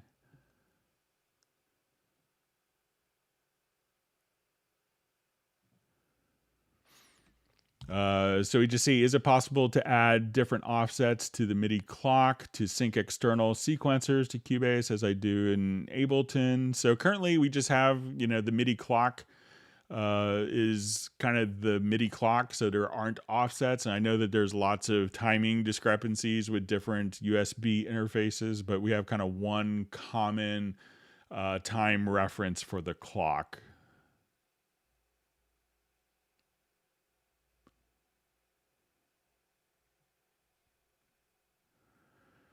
Okay, so we see a question. I've read somewhere online that Groove Agent has a feature called decompress, which does the same for similar kind of spectral magic as Backbone. Is that available in Groove Agent SE as well? No. So that's a Groove Agent, the full version. That's a particular feature for Groove Agent. The full version, it's not found in the SE version included with Cubase. All right, wonderful to see Graham Witcher on the live stream and Philippe from Portugal. All right, so we see Jeff Sabelski saying the next thumbs up number will be 70. So we're at 86 now. So if we get to maybe 100 before we break off in about 10 minutes to the Zoom, that'd be great.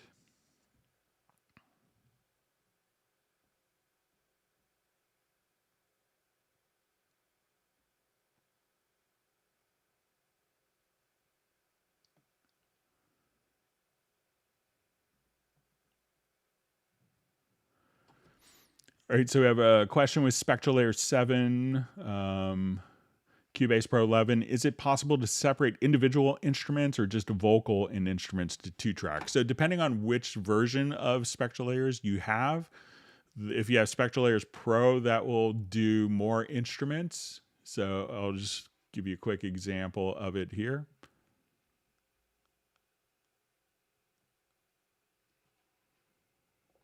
All right, so if I look at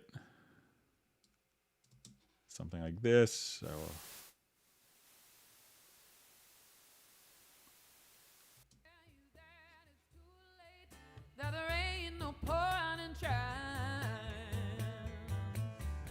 So say I have drums, bass, guitar, and vocal. So if I wanted to now come over here, let's just see.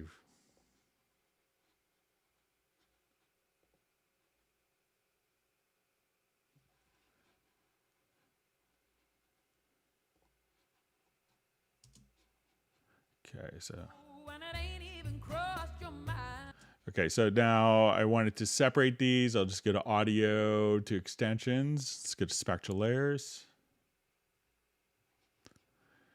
And at this point, so if you invest in the Pro version, so you get Spectral Layers 1, which will allow you to unmix the vocals from the track. So let's say if I just click on Unmix Stems, we could choose vocals, piano, drums, bass. So I'll hit OK. And we see our little status indicator up here.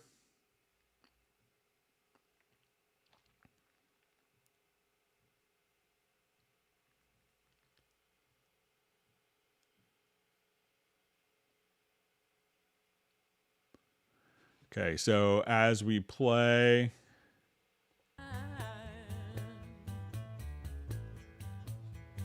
so if I wanted to just isolate the drums.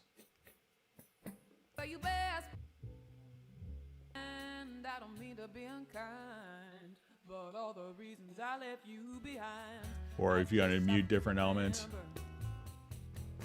I don't care about you anyway.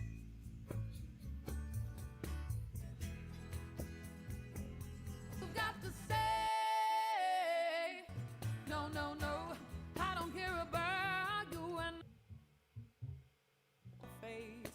so that way you can kind of break apart different components quite easily. It's pretty scary voodoo magic. Kind of watching that stuff work.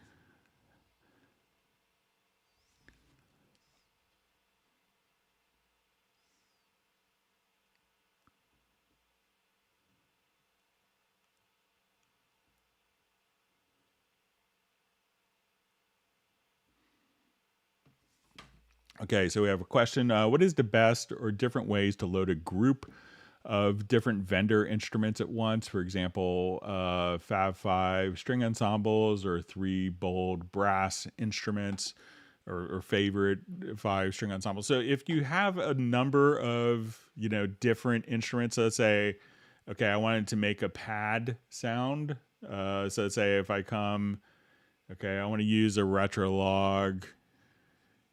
And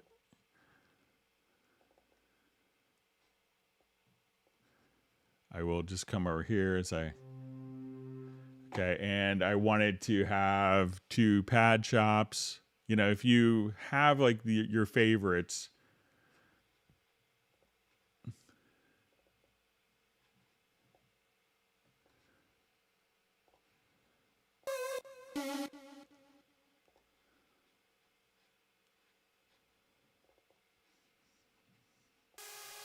all right, so all you'd have to do now is just to store these, right click and add a track preset. So you can say, okay, I want to save track preset. So we'll just call this for Malik.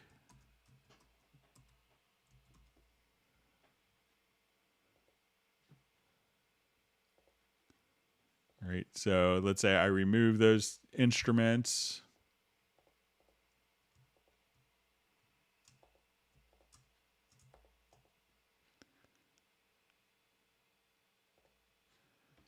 So I will come over to my main media bay. Let's jump home. Presets, track presets, multi. And now I can just drag this over. That will load up the two different instruments. And everything will just play back kind of as expected. So let's see. And when we go to play back our pad shop. So just select the tracks, save them as just save track preset. And that way you could load up, 16 instruments at once with one setting.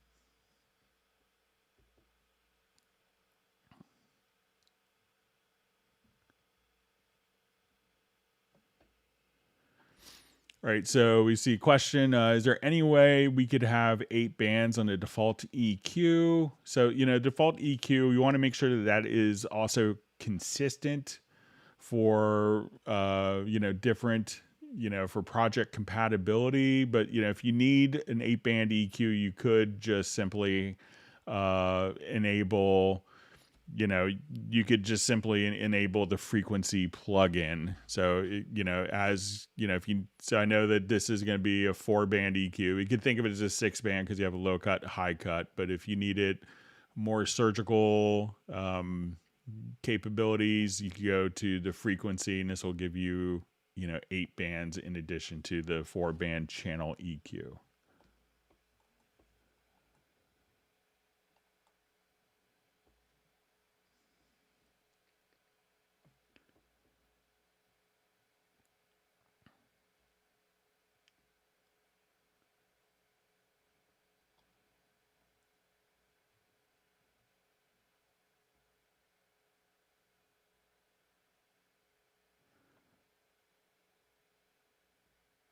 Okay, just going through some more discussion here. Thanks for all the great discussion. We'll get started in just about a minute. So let's go ahead and I'll see if there's one last minute question, and we'll turn over to the Zoom.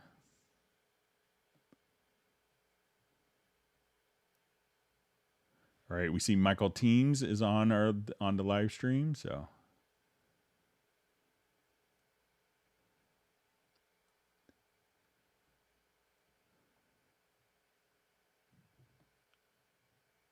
okay, so everyone could get their free ice cream today.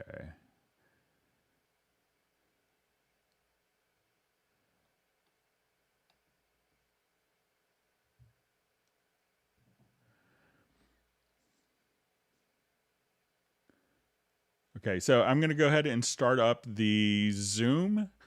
So I'm going to paste the Zoom meetings details, and I'll just make sure before I hang out that if someone, I think the last time we may have had some issues with the Zoom link, so I'll keep this open for a little bit. I'll keep the live stream going, and we'll go ahead and just kind of migrate over to Zoom, and I'm going to start the meeting there. I'm going to turn on my lights in my office.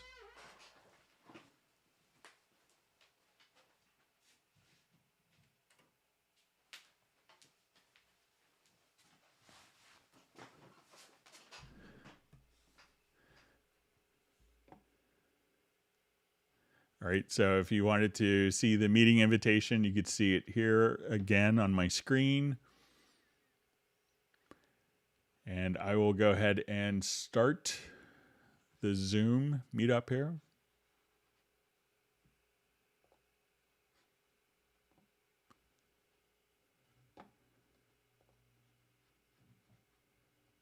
Okay.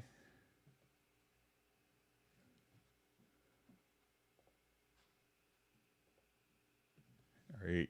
So we're seeing some people joining over.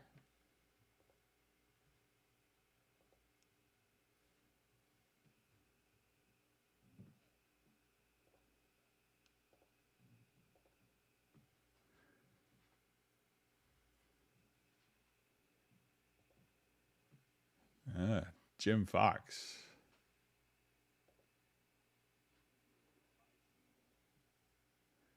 All right.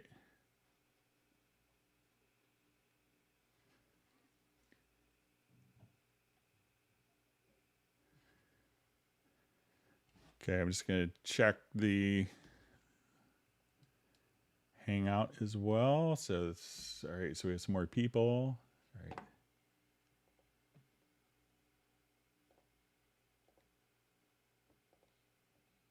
Did anyone do the link directly from the comments and the from the chat? Okay. Okay, great. Okay, so I'll wait another minute and then we'll go ahead and I'll shut down the live stream.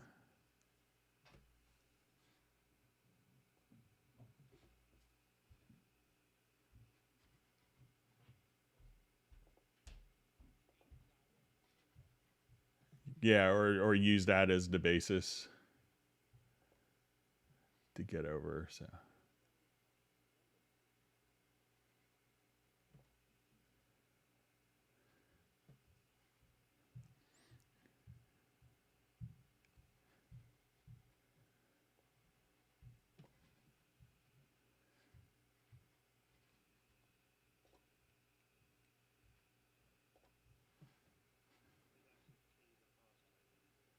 okay.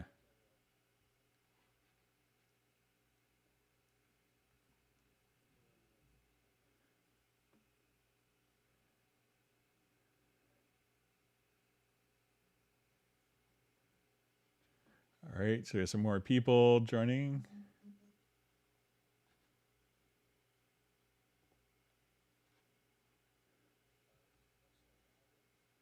We can hear you.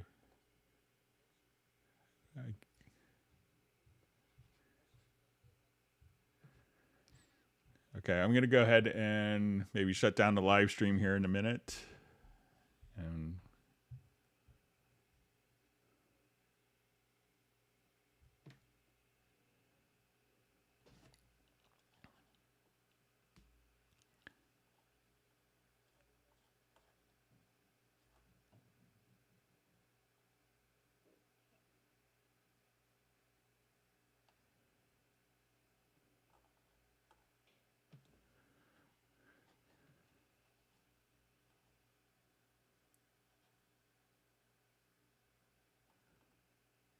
okay, I'm going to end the live stream and we'll just head over to Zoom.